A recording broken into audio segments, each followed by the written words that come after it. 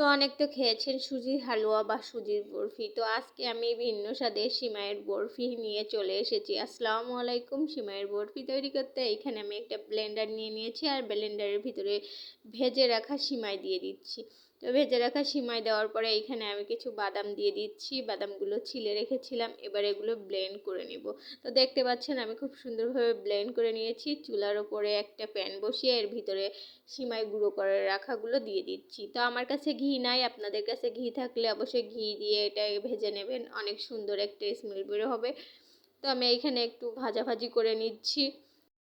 এ পর্যায়ে এর ভিতরে আমি তেজপাতা দিয়ে দিচ্ছি দুইটা, কিছু দারচিনি আর কিছু এলাচ দিয়ে দিচ্ছি। দিয়ে আমি বেশ কিছুক্ষণ নেড়ে চেড়ে নিব। এবার এর ভিতরে দুধ দিব। তো আমি অল্প অল্প করে দুধ দিয়ে দিব আর নেড়ে চেড়ে নিব। তো দেখেন আমি অল্প করে দুধ দিয়েছি আর এটা দলা পাকিয়ে যাচ্ছে, চিন্তার কোনো কারণ নাই। তো আমি আবারও কিছুটা দুধ দিয়ে আরও বেশ কিছুক্ষণ নেড়ে চেড়ে নিব। তো আমি আবারও কিছু দুধ দিয়ে দিচ্ছি, এবার আরও বেশ কিছুক্ষণ নেড়ে চেড়ে নিব। একটু দলা পাকিয়ে যাচ্ছে, সুন্দর করে খুন্তি দিয়ে এমনভাবে করে নেবেন। এবার এর ভিতরে আমি পরিমাণ মতো চিনি দিয়ে দিব। তো আমি স্বাদ মতো চিনি দিয়ে নিয়েছি আর চিনি দিয়ে একটু নাড়ানাড়ি করতেছি যাতে চিনিটা খুব ভালোভাবে গলে আসে আর সব সিমাইয়ের সাথে খুব সুন্দরভাবে মেখে যায়।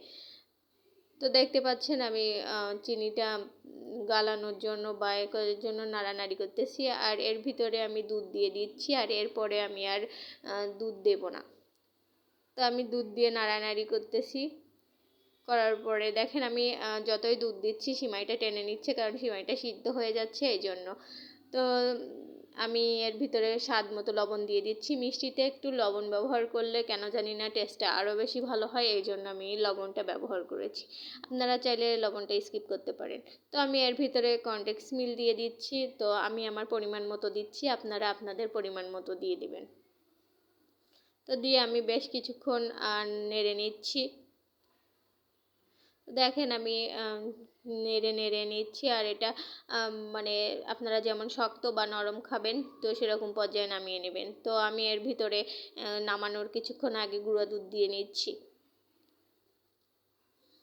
তো আমি আমার পরিমাণ মতো বা আমি আমার স্বাদ মতো গুঁড়া দুধ দিয়ে নিচ্ছি, আপনারাও আপনাদের স্বাদ মতো গুঁড়া দুধ দিয়ে নেবেন। গুঁড়া দুধটা খুব ভালোভাবে মাখিয়ে নিচ্ছি সিমাইয়ের সাথে যাতে সবখানেতে মেখে যায়। তো আমার এ পর্যায়ে সিমাইয়ের হয়ে গেছে, বরফিটা হয়ে গেছে। তো আমার প্যান থেকে ছেড়ে দিচ্ছি, আমি নামিয়ে নেব।